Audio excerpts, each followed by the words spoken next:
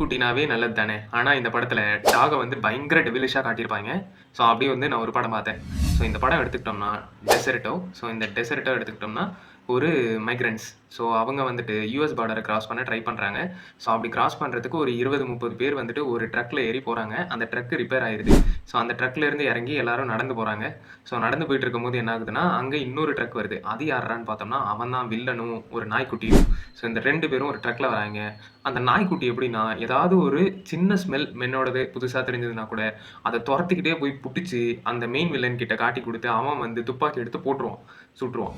So இதுதான் வந்துட்டு இந்த படத்துடைய பேசிக் லைனு. அப்படி வந்து அந்த வில்லனும், அந்த நாய்க்குட்டியும் சேர்ந்து கடைசி வரைக்கும் என்னென்ன அட்டூழியங்கள் பண்ணாங்க, எவ்வளோ எவ்வளோ வந்துட்டு என்ன சொல்றது, வெறியாக்குற மாரியான வில்லனிக் சீன்ஸ்லாம் பண்ணாங்க அப்படின்றது தான் இந்த படம். 1 மணி நேரம் 40 நிமிஷம். ஒரு மாரி டெசர்டிக் பிளேஸ்ல தான் நடக்கும் இது. அண்ட் ரொம்ப புடிச்சிருந்தது. பிகாஸ் வந்து இது ஒரு த்ரில்லர் அட்வென்ச்சர்ன்ற மாரி காமிச்சிருந்தாங்க. அண்ட் Amazon Primeல இப்போ அவைலபிளா இருந்தது.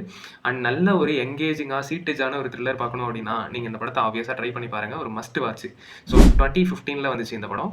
அண்ட் எனக்கு நல்லாவே ஒர்க் ஆயிருந்துச்சு உண்மைய சொல்லணும்னா. பிகாஸ் விஷுவலியும் சரி, அண்ட் அந்த வில்லனிக்கான சில சீன்ஸும் சரி, அதிலிருந்து ஹீரோவும் அண்ட் அந்த கேங்கு, ஒரு பாயிண்ட்ல ஹீரோயின், ஸோ இந்த மாதிரி மாத்தி மாத்தி தப்பிச்சு ஓடிட்டு இருப்பாங்க. ஸோ இதுதான் இந்த படம். கடைசியில ஹீரோ என்ன பண்ணாரு, அந்த வில்லனை கொன்னாங்களா இல்லையா, லைக் அந்த டாக் என்னாச்சு அப்படின்ற மாதிரியான கதை தான் இது. முடிஞ்சா ட்ரை பண்ணி பாருங்க. ஆப்வியஸா உங்களுக்குமே ஒர்க் ஆகும். Bye by.